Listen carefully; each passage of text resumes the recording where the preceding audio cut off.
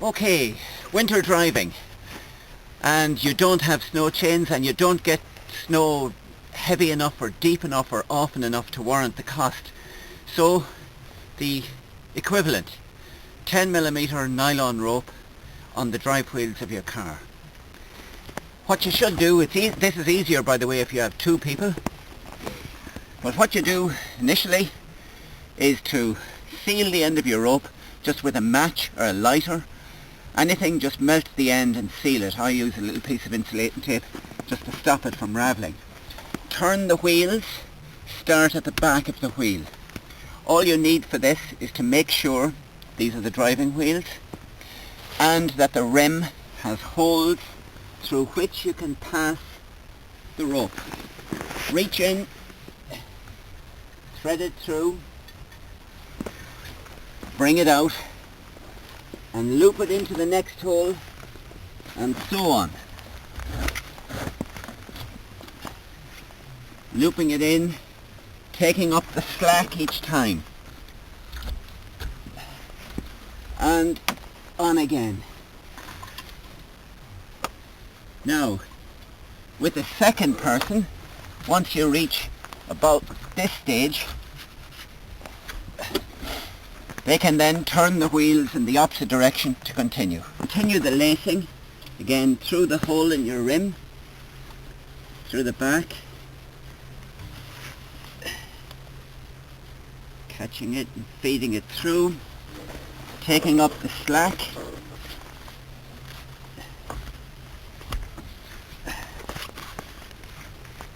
feeding it through the next hole. Just be careful of the valve. Okay, so taking up the slack, getting as much tension as possible, and then tying it off on the outside. So we cut it and seal it.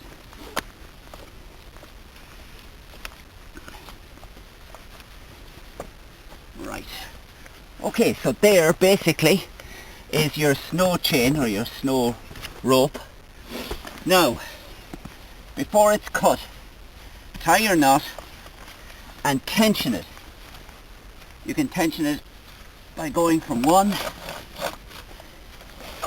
I'll just try and make it clear, down across, roughly in a triangular pattern, and back to the first one. And any of you who have ever sailed a dinghy or know anything about even the most basic knots, you won't have any problem with any of this. Look carefully. Just pull it back. And again, because you don't want to make knots that are so big that you can't open them. That will work fine. The pieces that are left over. Part of your equipment, apart from gloves, yellow rope or blue rope, bring a lino knife, leave yourself a little bit of slack to seal it,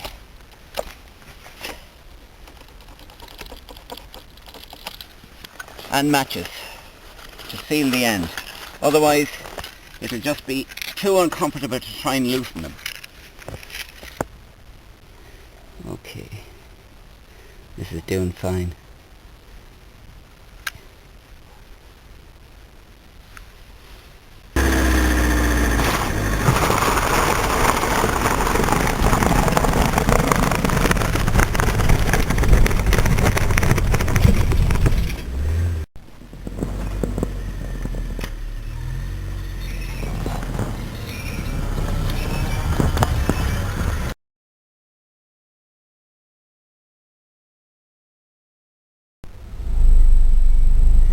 Okay, so now we drive. Second gear.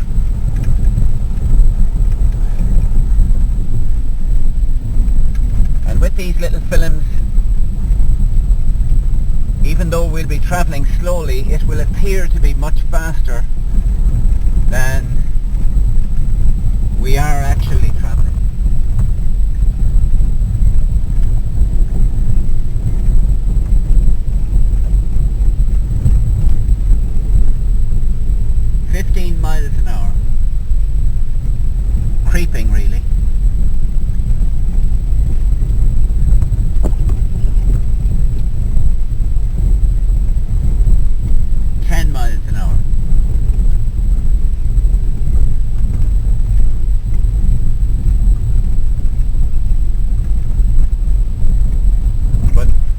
very positively.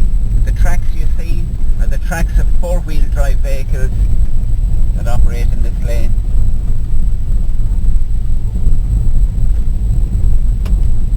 A little bit more speed on this hill, 12 miles an hour, 13.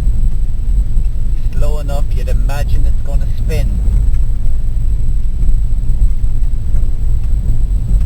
Very positive.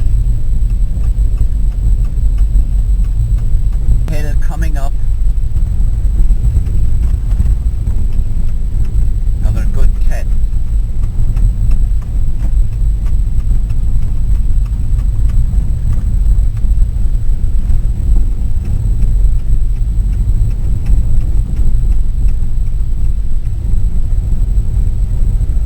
And here is a four-wheel drive vehicle. Not to worry, we can, well, they're going in.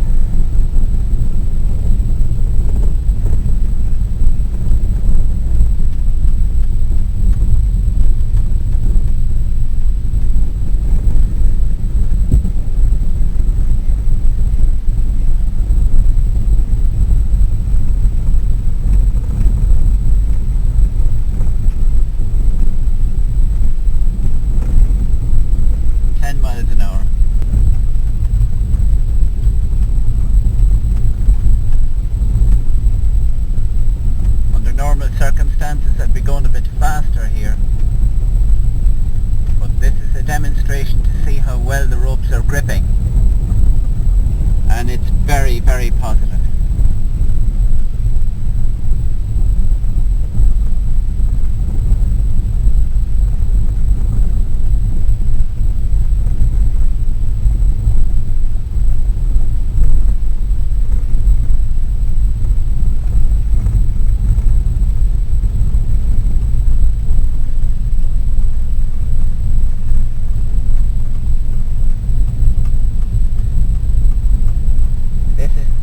Probably the biggest test coming up.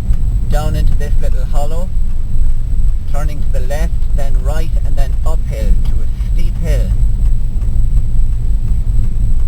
About 1 in 6. Going to stay at 12 miles an hour in second gear. You can see that other vehicles didn't make it. You can feel, yes, no problem, it's like a tank. Coasting in second gear. Skid marks of other vehicles that couldn't make that hill. 1 in 5, 1 in 6 on the way down. Okay.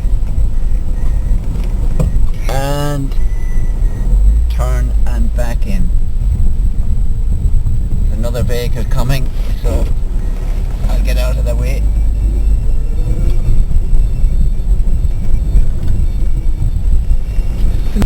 This is the ultimate test for this. This gradient would be about 1 in 6, 1 in 5, 1 in 6. And you can see other vehicles couldn't make it. First gear.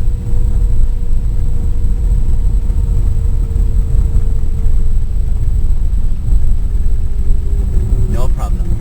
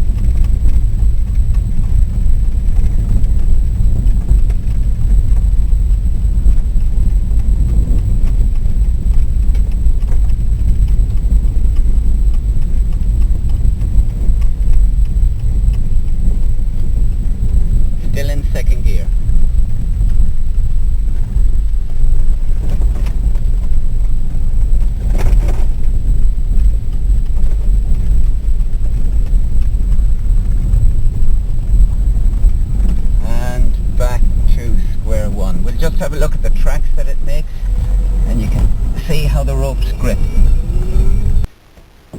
And so there you are, a great adventure, and you can see how the ropes grip into the compacted snow, and that's it.